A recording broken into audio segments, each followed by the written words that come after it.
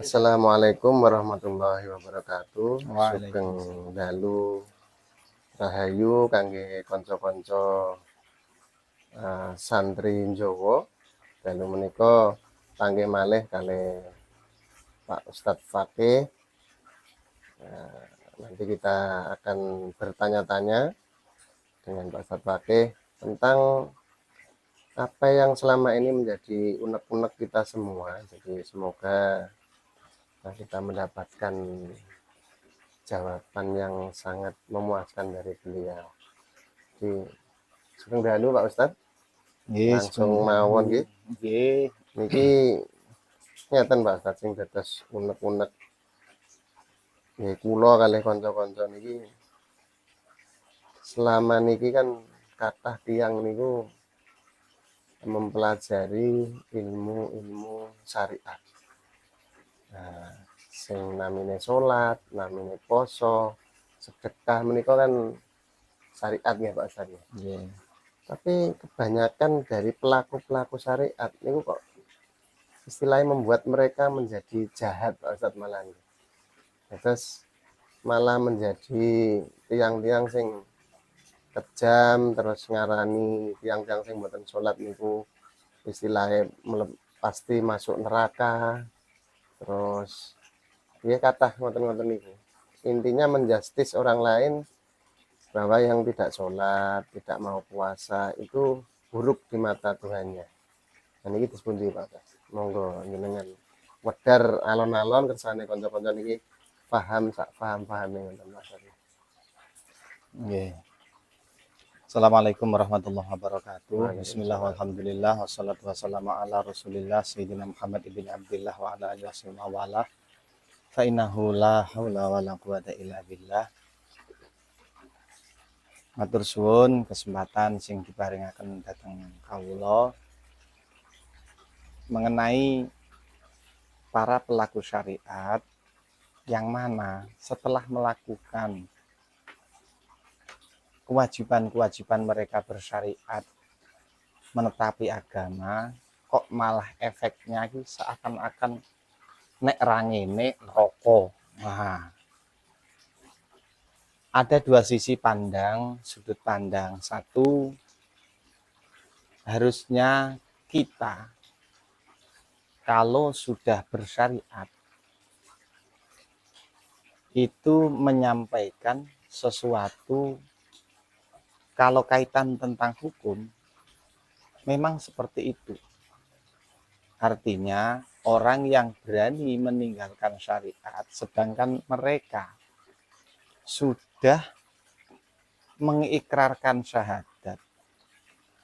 Nek cara wong kene wis KTP-ne wis Islam lah. Lantas mereka tidak bersyariat sebagaimana umumnya syariat yang dilakukan umat Islam. Kalau toh pelaku syariat itu ada yang mengecas seperti itu, apa itu salah? Kok seakan-akan itu jahat? Sebenarnya mereka berkata seperti itu merujuk pada Quran dan hadis juga. Contoh, kita sholat. Kalau nggak ada orang yang tidak sholat, meninggalkan sholat. Kita diberi amanat amar ma'ruf nahi mungkar. Bahkan dulu Nabi itu pernah marah sekali ingin membakar rumah orang-orang yang ketika waktu sholat rumahnya dekat masjid mereka tidak berangkat sholat. Artinya kalau mereka bersyariat dan bertindak atau berucap seperti itu, ini syariat mengesahkan. Tapi bagi kita yang melakukan itu ada nasihat khusus buat kita. Jadi umpama kita ini dadi wong kok mblurut-mblubut ra gelem bersyariat yang baik dengan ketaatan sebagaimana ajaran agama. Kalau ada orang mengatakan seperti itu, anggaplah itu peringatan dari Allah untuk kita, yang mana hukuman dua, yang pertama di dunia dan nanti di akhirat. Salah satu hukuman di dunia ini yaitu dengan dihina dicaci maki Allah melalui lisan makhluk-makhluknya. Itu yang pertama. Nanti di akhirat baru mereka itu akan dihukum oleh Allah sesuai dengan tuntunan syariat, sesuai dengan Al-Quran, hukuman Allah. Tapi, nah ini, jangan terlalu Anda kekeng pada syariat, yang mana syariat tersebut efeknya jika terlalu Anda pegang, Anda justru tidak menjadi solusi, tidak menjadi kebaikan buat mereka yang masih belum atau kurang dalam melakukan syariat. Contoh, di Jawa ini suksesnya Wali Songo mendakwahkan agama itu bukan dengan ancaman, bukan dengan kecaman, tapi mereka dengan kasih sayang, dengan sebuah teori yang mana kesantunan itu lebih diminati daripada kontroversi yang ini karena pegangan syariat. Andai kata dulu mereka orang-orang yang masih jumlahnya minus, ya orang Islam waktu itu jumlahnya minus, kok berdakwah sampean kate ora sholat merokok, lo nggak oleh bolo, malah lucu akhirnya. Neraka yo apa? Iso ada kok ngono. Kon neraka. Kan bisa dibalik.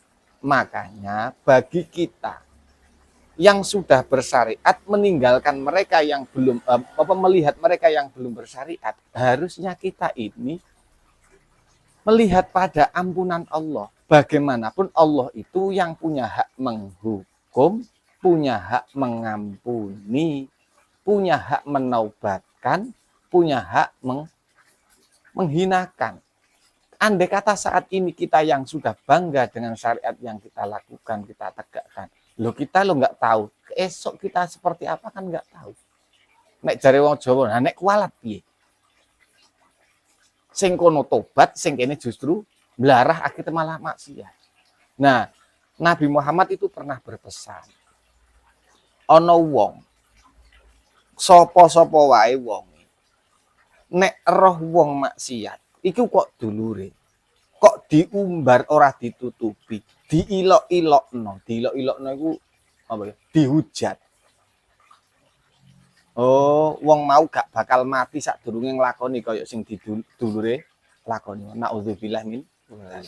Makanya seperti ini, kalau Anda sekalian punya jiwa kasih terhadap orang lain, ketika Anda meyakini bersyariat itu adalah sebuah kebenaran, adalah ajaran Nabi Muhammad, ini adalah yang diridhoi Allah, maka doakanlah mereka, rayu mereka, beri mereka teladan agar mereka mau bersyariat sebagaimana yang Anda tekuni saat ini. Maka pesan saya bagi mereka yang sudah bersyariat, ingatlah Allah itu maha adil. Kalaupun mereka dengan Anda bersyariat untuk jadi bahan mereka terhina, artinya ini, kalau Anda punya syariat, berpegang pada syariat, justru bukan untuk melihat pada diri, untuk mengukur diri, justru untuk mengukur kesalahan orang lain. Hati-hati. Jangan-jangan mereka punya kelebihan amaliyah, yang ini sangat diperhitungkan oleh Allah, sehingga mereka diampuni oleh Allah, dan kita karena bangganya dengan syariat kita, justru nasibnya buruk. Ingat, Azazil dulu itu bukan orang sembarangan.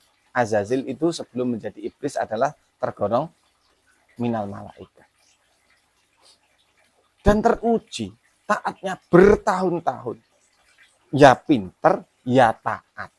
Termasuk golongan pimpinan malaikat. Hanya karena kesombongan.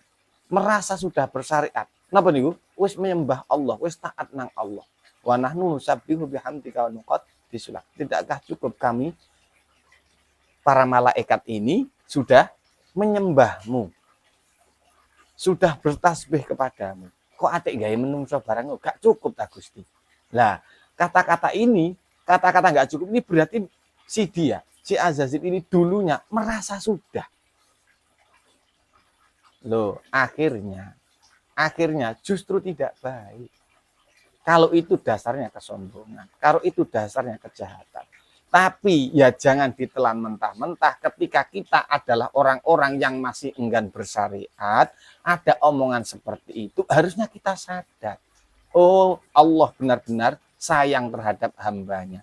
Buktinya saya tidak bersyariat, ada saja cara Allah mengingatkan saya, yaitu dengan mulut-mulut mereka yang dibuat Allah berucap untuk menghujat saya. Berarti Allah menginginkan saya ini disadarkan saat ini. Lebih baik dihina saat ini daripada dihina di akhirat. Karena dihina di akhirat takkan pernah ada kemuliaan setelah dihina oleh Allah di akhirat. Maka salah satu doa dari seorang nabi, wala tukhzina yaumal qiyamah. Janganlah engkau hina kami di hari akhirat.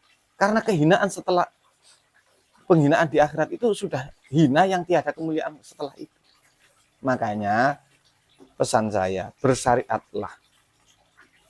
Tapi jangan menjadikan syariat tersebut kesombongan buat Anda dan menghina orang lain.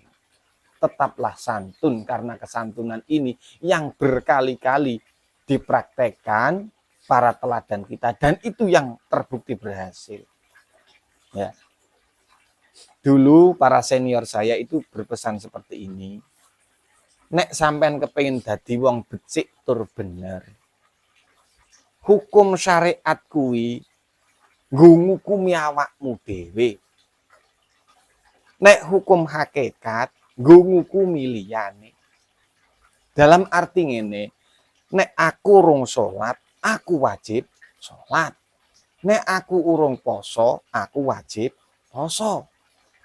Apa-apa ku kanggone nek babakan syariat iku nggo nuding awake dhewe. Nek nggo nuding wong liya bahayane iya nek trimo, nek ora trimo malah dadi tukaran, efeke teko tukaran. Lah wong ngajak apik kok malah ditentang. Iki kan lucu. Lho mestine nek ngajak apik iku wong sing dijak iku matur nuwun. Lamun urung kersa ku nolake alus. Nah sing lucu meneh, kok iso orang bersyariat iku malah terkesan jahat. Aduh, kan yo mikir kayak, waduh rek Kanjeng Nabi ngajar jahat. Susah lak ngono. Lah iki bahayane ning kono. Mula nek hukum hakikat arahna wong liya. Hakikate sapa? Nek cara kembali kepada Quran, Gusti Allah niku Allahu khalaqakum wa ma ta'malun. Allah itu penciptamu sekaligus penggerakmu. Berarti sampean niku nek hukum hakikat balik nang wong sentene Gusti Allah urung ngersakno. Pira wene nek Gusti Allah ngersakno. Jangan-jangan akhir hayate apik dhekne timbang aku. Lah nek kanggo awake hukum hakikat iku kok balik. Aku iso nyareat iki tibake ya oleh hidayahe Gusti Allah, oleh pitulungane Gusti Allah. Mosok iya padha-padha makhluke Gusti Allah kok aku metiti. Iku nek kanggone wong sing berpegang syariat. Maka dua sisi ini jangan sampai keliru pasang, salah letak keliru pasang. Sing haruse kanggo wong liya dienggo awake. Iku padha ambek dalile tamu karo tuan rumah. Jare tamu nek kualik lho ya, aku ki raja, kowe wajib mulyakno. Jarene tuan rumah nduk nyekel dalil dhewe. Tamu kuwi kaya mayit. Mayit kuwi diapa-apakno sak karepe sing nyekel. Akhire ora petuk. Mula tamu kaya mayit iku dalile kanggo tamu. Tamu kaya raja dalile kanggone tuan rumah. Akhire penak. Ya bener tur becik. Tamu ana dikono apa wae nggih, disuguhi apa nggih, ora tek njaluk, ora tek pesen. Wong pesen karo njaluk kadang yo ngrepoto tenan. Kan ngoten nggih. Nah niku mula nek wis bersyariat, hati-hatilah jangan sampai syariatmu menjadikan kesombonganmu. Mula kadang-kadang lho ngene iki mboten sedaya wong kuwi nek mung satu sisi disiplin ilmu yang dipegang, mung babakan syariat bloko niku sairane Mbah Yai Nizam niku kan aja mung ngaji syariat bloko, gur pinter ndongeng nulis lan maca. Iya nek kur ndongeng, nah nek ngejas wong liya. Nah terus nulis sesuatu sing iku kanggo ngejas. Maca referensi, oh iki lho buktine. Nah nek sing model niku akhire kan mok kur apa seneng ngafirke marang liyane. Nah, kafire dhewe ora digatekke. Lah ngene iki sing ndadekne napa? Seakan-akan orang itu jahat walaupun sudah bersyariat. Maka kalau sudah bersyariat, benarkan, perbaiki lagi disiplin ilmu yang kedua. Setelah tata caramu benar, maka tata kramamu pun menjadi sempurna. Maka jangan hanya syariat, naiklah ke jenjang berikutnya yaitu bertasawuf. Agar hatimu jernih, tak memandang orang lain selain kebaikan, tak memandang orang lain selain potensi kemanfaatan. Makanya wong bejo kuwi sapa? Tuba liman syaghalahu aibuhu an uyubin nas. Sing diarani wong bejo kuwi wong sing terlalu sibuk mikir goleki memperbaiki aib-aib dhewe sehingga gak sempat ngoreksi aib liyan. Ngarani wong liya kowe nek ra sembayang neraka gak megoroh to. Lah iku perkarane. Nah nek kepengin dadi wong bejo, ya insyaallah ya oleh bolo. Cara paribasan saiki langgar sampean isine kok mok wong 5, suwe-suwe iso dadi wong 50, iku cara sampean iku goleki aibe dhewe. Contoh, wong-wong tak jak sembayang kok ra gelem iki apa sing ra bener to aku? Caraku oleh ngajak apa piye? Nah, iki sing perlu digoleki. Aja kok wong liya wae sing diteliti, lali neliti awake dhewe. Nah, nek wis kegeleken neliti wong liya, iki kok lali eleke dhewe. Biasa nek wong petan tumone tanggane iku mesti ora sempat ngrayangi lingsane dhewe.